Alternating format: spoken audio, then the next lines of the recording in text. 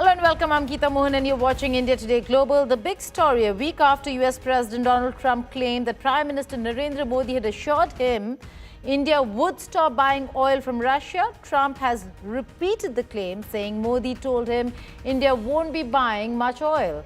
While Prime Minister Narendra Modi did confirm on Tuesday that the two leaders spoke over the phone to exchange Diwali greetings, his post made no mention of any discussion related to Russian oil.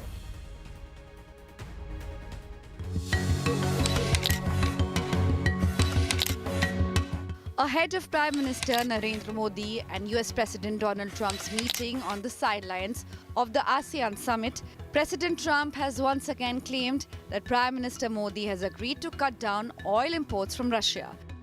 Trump made the remarks following a phone conversation with Modi on the occasion of Diwali. Well, we stand great, and the people of India, I love the people of India, and we're working on some great deals between our countries. I spoke to the Prime Minister Modi today, as I mentioned before, and we just have a very good relationship. And he's not going to buy much oil from Russia.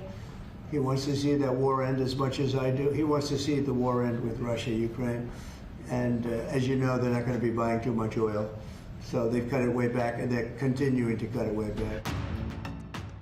Trump has made similar claims last week, which were denied by India's External Affairs Ministry.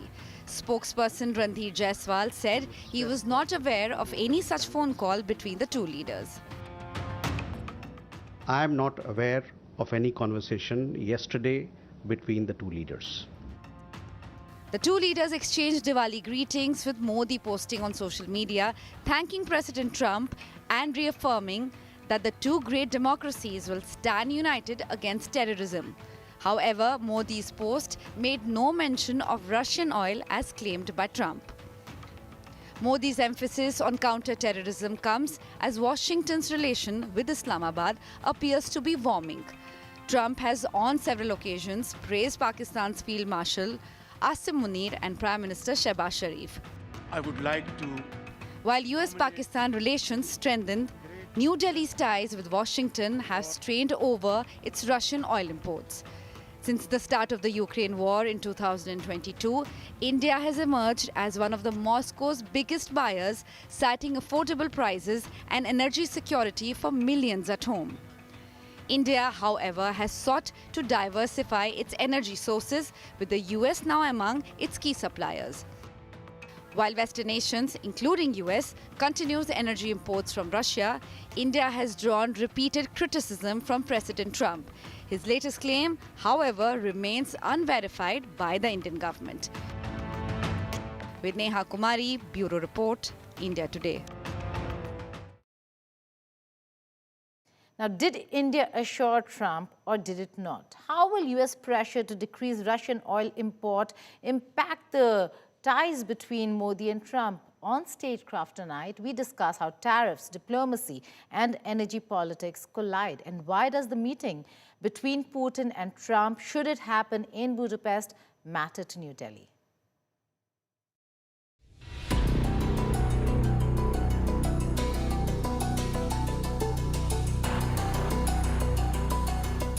India's oil diplomacy is at a crossroads, and the next handshake between Donald Trump and Vladimir Putin could decide where New Delhi's fuel flows next. On one side is cheap Russian crude that kept Indian inflation in check and refineries humming. On the other, the looming threat of American tariffs that could cripple exports and unravel a hard-won trade balance. With Trump demanding that India stop buying much oil from Russia and offering tariff relief as bait, New Delhi faces a combustible mix of energy politics and economic coercion. But can India afford to anger Moscow without igniting domestic price shocks, or is the cost of defiance simply too high? Is India's Russian oil intake now hostage to a Trump-Putin deal? Hello and welcome. You're watching Statecraft with me, Geeta, Mohan.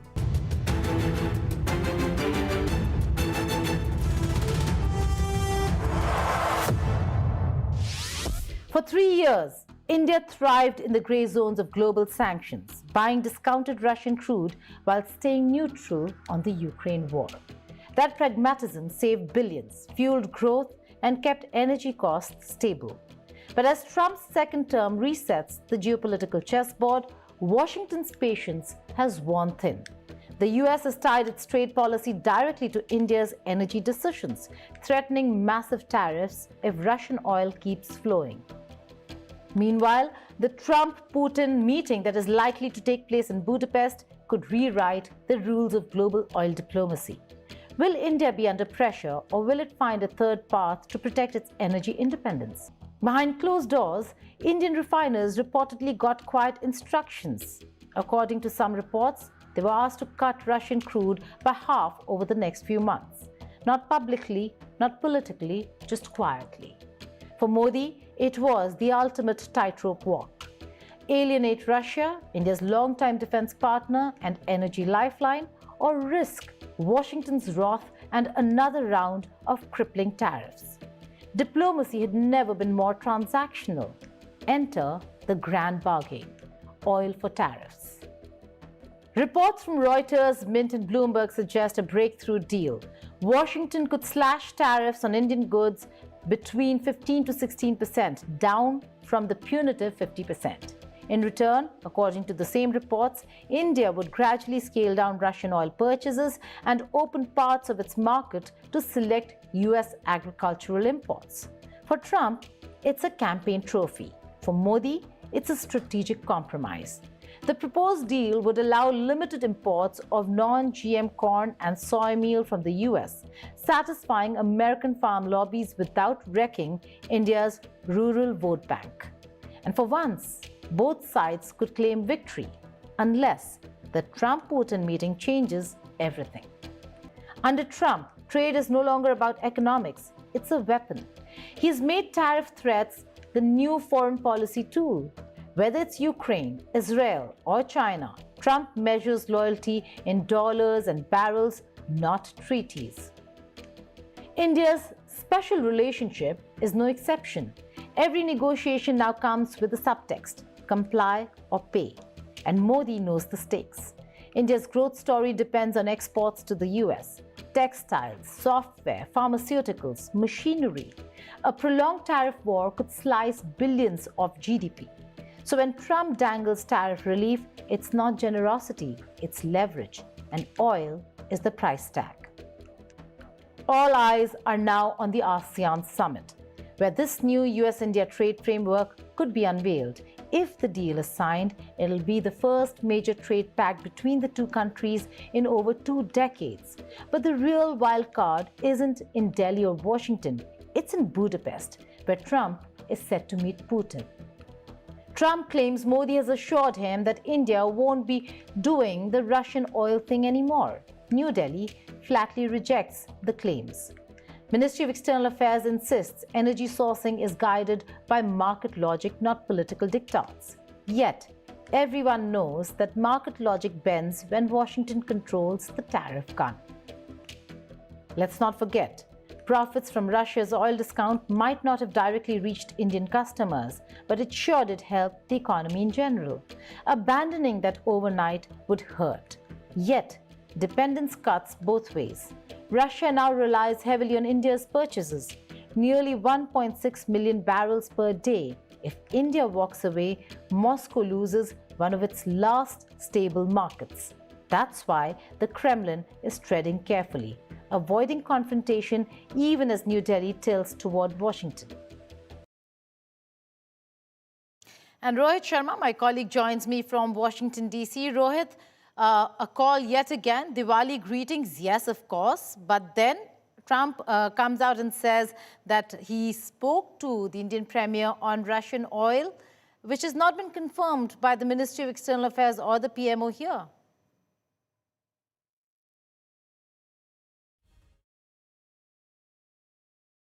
Okay, we'll try connecting with Rohit. He's just joined us. There seems to be a problem, a technical glitch, but that's the story. That's the big story. The conversation did take place between the leadership. Prime Minister Narendra Modi himself confirmed that he did speak with President Trump. Diwali greetings exchanged. in the presence of Indian ambassador to the United States of America, Ambassador Vinay Quatra, who personally went, greeted the president, and also conveyed a message from the Indian Prime Minister, from Prime Minister Narendra Modi, but after which the conversation that took place is more interesting. Rohit is back with us. Rohit, clearly Diwali greetings were exchanged, but was there a conversation on Russian oil? Trump insists there was. Why I ask this is because the timing is critical. They could very well be meeting on the sidelines of ASEAN in Malaysia in just a few days from now. Well, first things first, Geeta, a very happy Diwali to you and everybody watching. Yes, this could happen. We know that President Trump has made no secret that he's traveling. He will be going to Malaysia. He's also going to South Korea. And there is an expectation that if Prime Minister Modi travels to ASEAN, which he's invited to, that the leaders will meet. We've seen how the event unfolded yesterday at the White House. President Trump saying he loves India. He again talked about how he has a close relationship with Prime Minister Narendra Modi. And then we are hearing things about a possible trade agreement, or at least an announcement of a framework that could take place when the leaders meet. So all positive signs from here, at least for now. Things do change quite rapidly here in Washington, D.C. But as far as India is concerned, I think things are heading in the right direction, Geeta. Well, okay, Rohit, the other very important meeting that everybody's been talking about, not so much Kremlin, is the Putin-Trump meeting. And that's going to be very important for India, because the pressure in India comes ever since started coming ever since the relations between Moscow and DC really soured. And now we're looking at maybe a meeting. Should that meeting happen? Should it be a little positive? Maybe the pressure then will be off India, and India will not feel the brunt of this tariff punitive action by Washington, D.C. because of Russia. Absolutely. And the two things here playing at hand, Geeta. First, yes, even President Trump himself said that it would be that Prime Minister Modi wants the war to end as much as he does, and for obvious reasons. That's number one. So there is the pressure, to sort of get this war ended in Russia and Ukraine. The other aspect, which a lot of people are also talking about, is we have a Supreme Court hearing on these tariffs in less than 2 weeks' time. And so the US side is wanting to at least get a trade agreement in place, or at least a framework in place, so that regardless of what happens at the case, that the trade agreement can stand on itself. So yes, there are two things. First is the war, that obviously India wants to end so that we don't have to pay the punitive tariffs. And the other aspect is from the Americans. I think they do want to get a trade framework done, regardless of what Supreme Court decides in 2 weeks' time. So and the positive, things are happening. President Trump's calling Prime Minister Narendra Modi. We're seeing all the social media love back again. We're not hearing from any other, people like Navarro and Bessent and Secretary Love going on and on. So I think things are heading in the right direction. But yes, Russia-Ukraine war plays a very important role in how these things will pan out.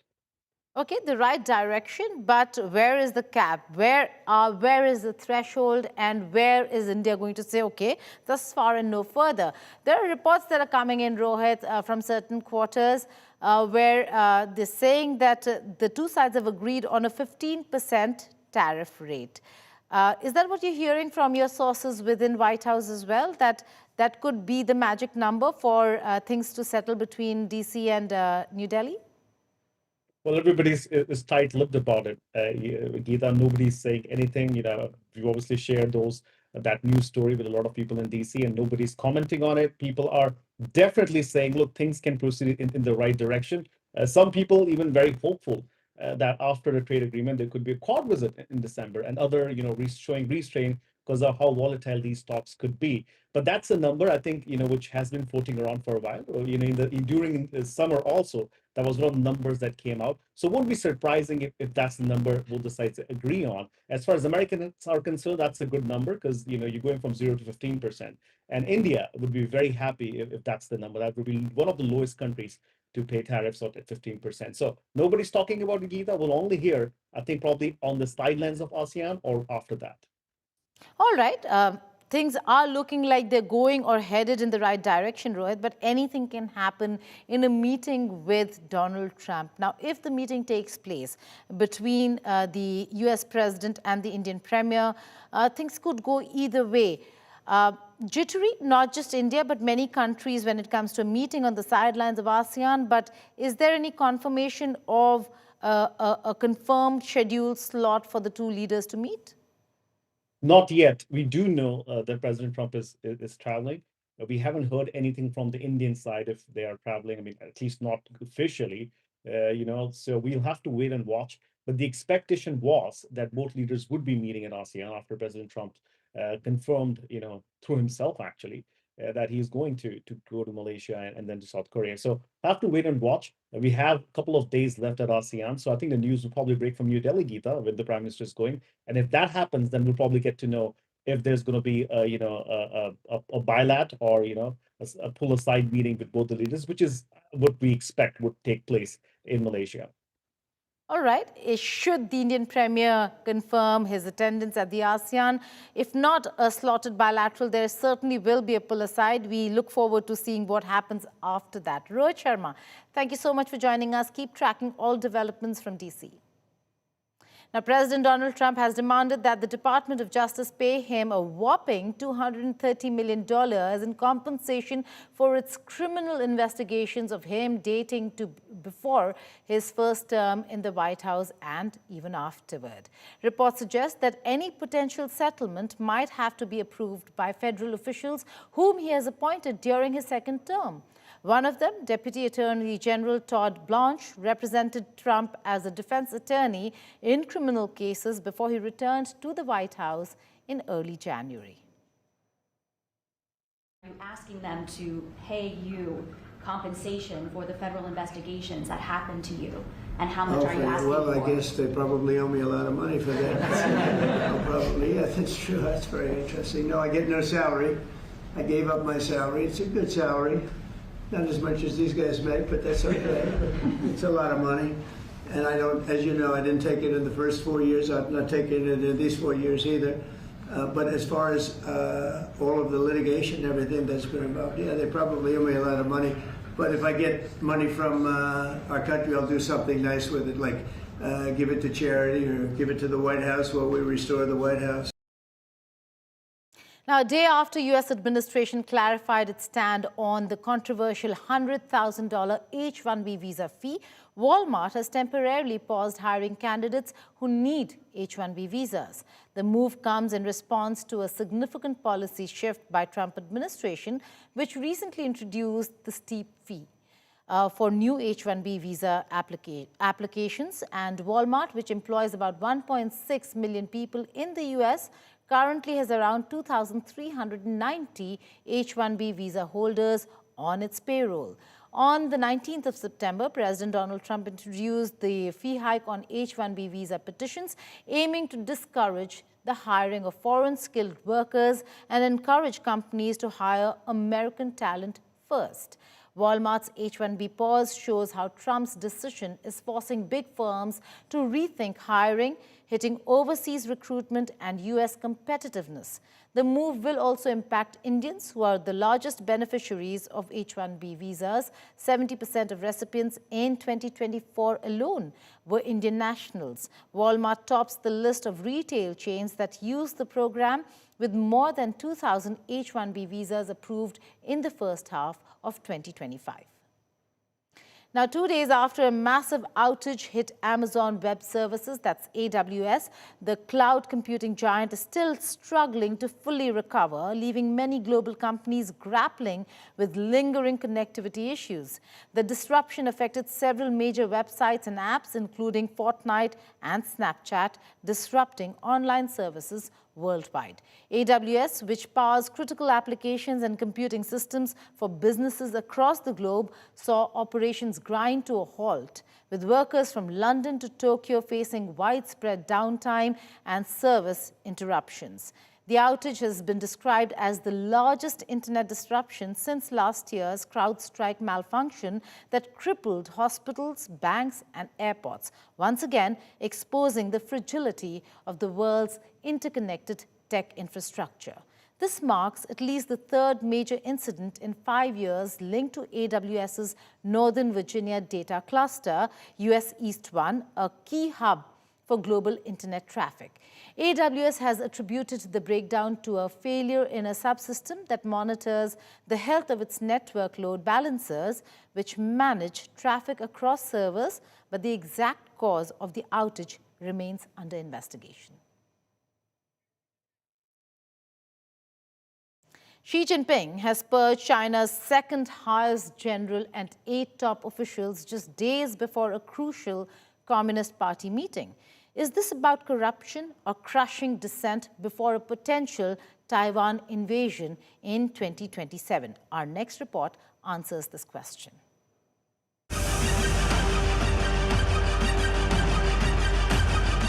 China trembles under one man's shadow, and his name is Xi Jinping. As the Communist Party gathers for its pivotal fourth plenum, Xi has struck with ruthless precision, launching his most dramatic purge since taking power. In a move that sent shockwaves through Beijing's elite, he has sacked China's second highest ranking general, He Weidong, along with 8 other senior officials just days before the plenum began. This isn't governance, it's domination. He Weidong wasn't just any official, he was vice chair of the Central Military Commission, the supreme military organ that Xi himself commands. His downfall signals that no rank, no loyalty, and no uniform can shield anyone from Xi's tightening fist. With He gone, the CMC has been reduced to just 4 members, its smallest lineup in Chinese history. 3 have been purged since 2022. The result, Xi now wields more military power than any leader since Mao Zedong. But this purge goes beyond the military. The 8 others expelled were China's inner circle of power, overseeing Taiwan, facing commands, the nuclear arsenal, and the ideological machinery that keeps the People's Liberation Army loyal to the party.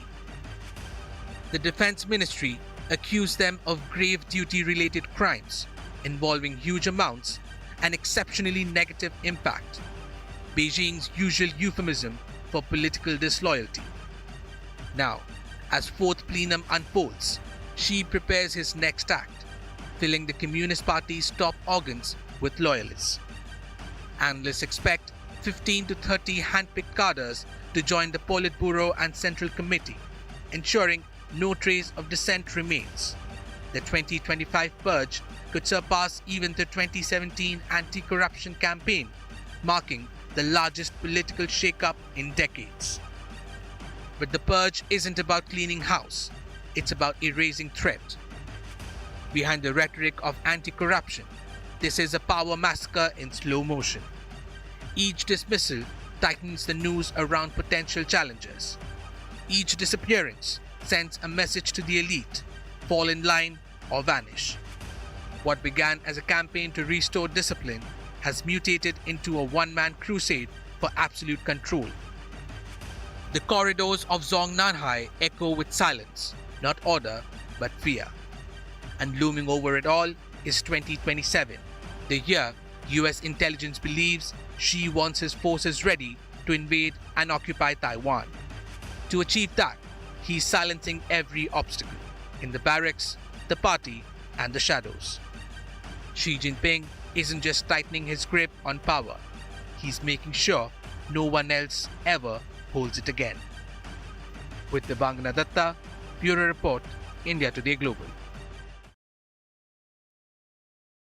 A terror group goes digital, and this time it's targeting women. Pakistan-based Jaish-e-Mohammad has launched an online course to recruit women into its new brigade, Jamaat-ul-Muminat. Led by Masood Azhar's sisters, the sessions blend ideology, jihad, and indoctrination for a donation of 500 Pakistani rupees. As Jaish-e-Mohammad turns to the internet to expand its reach, one question stands out: is this the start of a new wave of digital jihad led by women?